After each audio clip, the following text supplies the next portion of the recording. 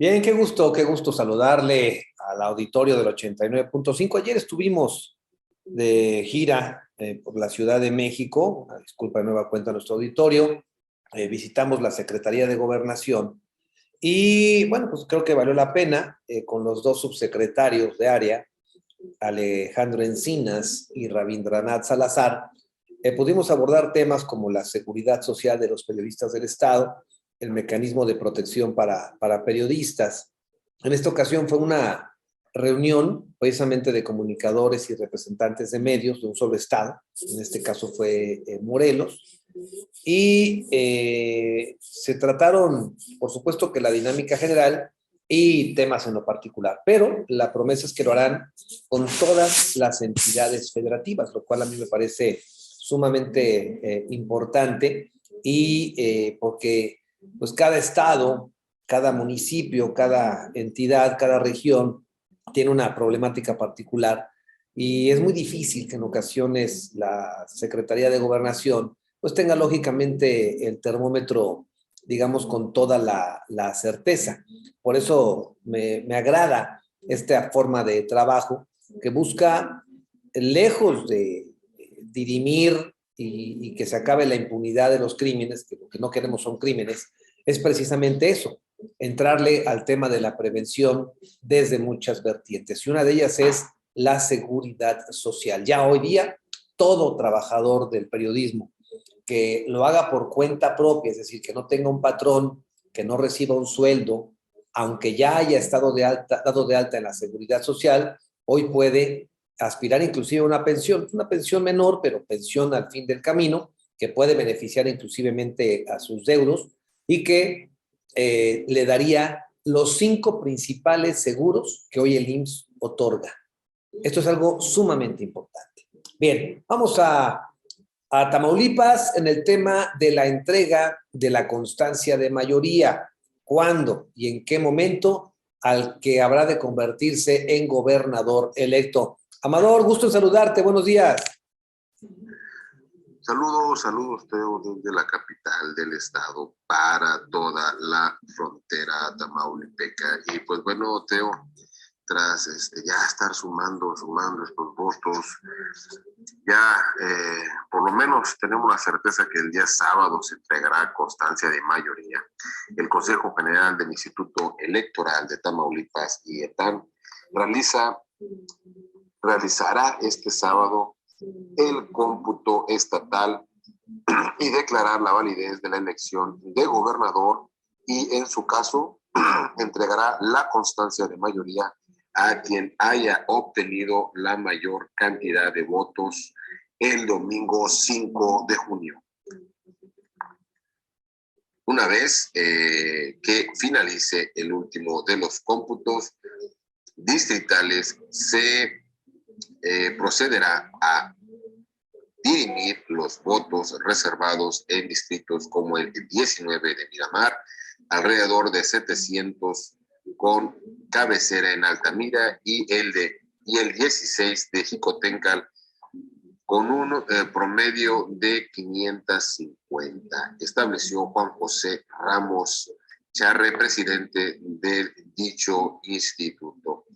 Explicó que el voto reservado es cuando existe controversia en cuanto a que un sufragio sea válido o nulo, donde los partidos políticos tienen la opción de los grupos de trabajo de cada consejo distrital y en los puntos de recuento solicitar se reserve esa intención. Pero bueno, Teo, ya este próximo sábado se debería estar ya emitiendo. Bueno, solamente hay un pequeño punto. La mayoría, o históricamente, era más tardar el día miércoles cuando se entregaba esta constancia de mayoría. Y bueno, ahorita por lo delicado o por lo cerrado que estuvo esta contienda, pues bueno, se estaría dando este próximo sábado. Bueno, pues es, creo, la certeza de que tengamos un sistema de organización y de calificación electoral muy importante. veo muy difícil que esto pueda trascender a algún asunto de judicialización, porque además, como nos lo comenta el propio Amador González de la Cruz, todavía el margen de ventaja entre el primero y el segundo lugar se amplió con la contabilidad digamos, ya cuando se fue al detalle. Platícanos la historia, Amador. Y bueno, sobre el mismo tema, Teo, Américo Villarreal amplia ventaja en el cómputo final. Al entrar a la recta final del conteo de paquetes electorales, el candidato Américo Villarreal Anaya mantiene la ventaja en la elección de gobernador y recupera incluso 20,000 votos.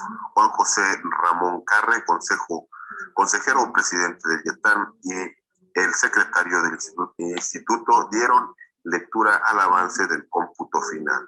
Solo está en proceso un distrito en el sur que ya está al 70% y se anuncia reanudar la sesión a las 8 de la noche para llegar al recuento final para hacer oficial nuevo resultado electoral en esta elección. Y bueno, todo indica que va a ser de las elecciones más votadas, que van a ser de las elecciones, ahora sí, podemos decirlo, históricas muy aparte de lo que estamos viviendo, que yo creo que poco a poco se va desenlazando esta cuestión, pero histórica allá es porque apunta a que es una de las más, con más participación ciudadana.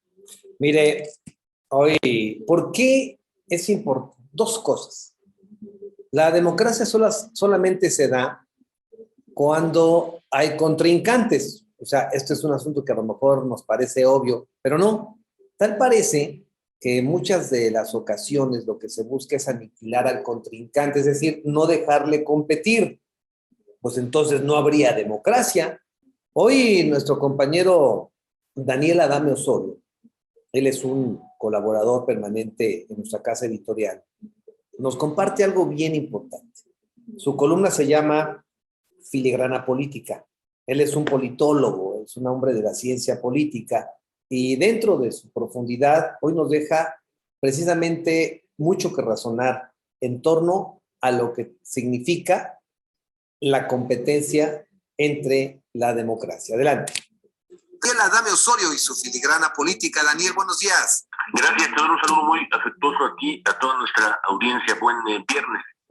Yo creo que también una de las cuestiones que hemos revisado del proceso electoral del domingo anterior, que hacíamos una revisión, digamos, global, y quizá en estas horas también, a propósito de la versión que hay de algunos actores, tanto en pro como en contra, del rol que han jugado justo en estas elecciones las oposiciones, me parece que allí nos detenemos un momento hoy justamente para dimensionar el papel, los alcances, el rol sobre todo de las oposiciones que han jugado el domingo anterior. Primero recordar que la parte fundamental es que en México, digamos, de los últimos años, el proceso electoral ha corrido en más o menos, si recordamos, 7 de cada 10 elecciones en nuestro país, las han ganado las oposiciones. Me refiero a aquellas elecciones que son de carácter local, de gobernadores, de presidencias municipales, de congresos locales. Eso hace muy interesante ese análisis, porque siempre debemos recordar que el público elector decide básicamente en función de cuando hay una candidatura de un partido, de una coalición que se presenta por primera vez. Y es el caso precisamente de lo que ha hecho Morena, que por supuesto es una victoria, eso ya lo dijimos la vez anterior, sobre la cual no vale la pena seguir ahondando a propósito de que se trata de verdad de un triunfo muy importante del presidente López Obrador, pero también es justo en la dinámica de la elección decir que en la mayoría de los casos, siempre cuando se trata de un partido nuevo o de una coalición nueva, como es el caso, es lógico en esa parte que el elector se decida por una opción que no ha tenido, digamos, ninguna oportunidad gubernativa. Ese es el primer punto que debemos siempre considerar. El segundo me parece también que es muy importante el que en general la capacidad de evaluación de los gobiernos, pues hay que esperar a que termine ese ciclo. Reitero, el caso de Morena, si vemos por ejemplo el caso de Baja California, ha sido la primera elección que ya pudo renovarse, pero fueron nada más un periodo, recordamos, de 2 años, y allí ya se terminó el ciclo y se evaluó. Es el único caso de todos los que han presentado en digamos, en la perspectiva de esa coalición. Hay que esperar hasta que termine ese ciclo para el que fueron electos, en el caso concreto de Morena, para ver los resultados y entonces valorar si van a ser otra vez electos o desplazados, como ha sido el caso de muchísimas elecciones de gobernador, que nos lleva al tercer punto, que es precisamente que tienen una lógica muy distinta los casos de la renovación de alcaldes, de congresos locales y sobre todo del gobernador, responden a lógicas mucho más regionales, de sus problemáticas vecinales, comunitarias, y por eso las campañas tienen un colorido muy distinto en una elección que en otra, lo vimos el pasado domingo, que las problemáticas del sureste poco nos dicen de lo que ocurre en el centro, incluso en el norte de la República Mexicana, del gran mosaico, los muchos Méxicos que tiene nuestro país, y deben atenderse precisamente a esa perspectiva para poder entender las victorias y las derrotas. También en el cuarto punto me parece necesario decir que hay en México una perspectiva de largo plazo de lo que hay que observar sobre, por ejemplo, el fenómeno ya propiamente dicho de las coaliciones, que desde luego han llegado para quedarse, lo sabemos en México, por lo menos en nuestra experiencia del año 2000 para acá, y que en el caso del año 2022 nos dicen, por ejemplo, que de las 4 entidades donde se presentaron formalmente como coalición, allí sí tienen la oportunidad de decir que habrá, digamos, una competencia muy nutritiva. Allí donde se presentaron, es verdad que hubo, digamos, un empate, si lo vemos de ese modo, donde las 2 coaliciones compitieron de una manera abierta y ganaron 2 y perdieron 2. Entonces hay una competencia política, digamos, muy interesante, muy distinto al caso de las otras 2 entidades que se fueron cada uno por su propia perspectiva de partido, y entonces se configuró otro resultado. Eso también es necesario apuntarlo para poder entender y no perdernos en esa lógica. Y finalmente yo creo que la otra parte de esta victoria, que yo así la considero, no necesariamente del partido, sino del presidente, es justamente porque hicieron una campaña nacional todos los candidatos de esa coalición, poniendo sin duda por encima la parte de las identidades, pero reflejadas en el fenómeno del personalismo de la figura principal de su partido y no en las problemáticas locales. Quizá también ese apunte es el que nos hace falta reivindicar para la causa de las oposiciones. No hay que olvidar que al final siempre de una competencia política y sobre todo de una democracia hay que considerar que lo más valioso que tiene una democracia para ser funcional, auténtica, libre, es que siempre haya oposiciones en crecimiento y sobre todo que la calidad de la democracia siempre depende de la calidad de la oposición. Así que poco favor hacemos si no tendemos a todos esos autores para entender que la lógica de una competencia auténtica es que haya 2 actores en disputa, no que estén de acuerdo. Justamente el fenómeno del desacuerdo y de la incertidumbre es lo que debe prevalecer todo. Bueno, qué importante y qué profundo, ¿no? Precisamente el desacuerdo, la incertidumbre, la confrontación es lo que garantiza la competencia democrática. En torno a las coaliciones, nos explicaba hace poco una reunión la líder, la secretaria del Comité Ejecutivo Nacional del PAN, Cecilia Patrón Laviada, que ellos se involucran con esta coalición del PRI-PAN-PRD, no tanto en la búsqueda del triunfo en las gobernaturas, sino para poder generar un contrapeso en el Congreso de la Unión, lo cual lograron. Eso es lo que ellos aseguran.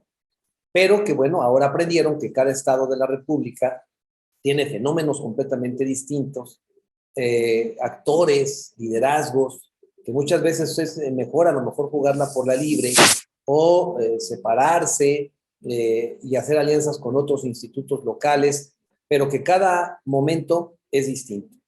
Y el reto, por supuesto, que ellos tienen es vencer a Morena, que tiene una capacidad todavía ascendente y cuyo reto, pues todo el mundo lo conocemos, es conservar la presidencia de la República, no por un sexenio, ¿eh?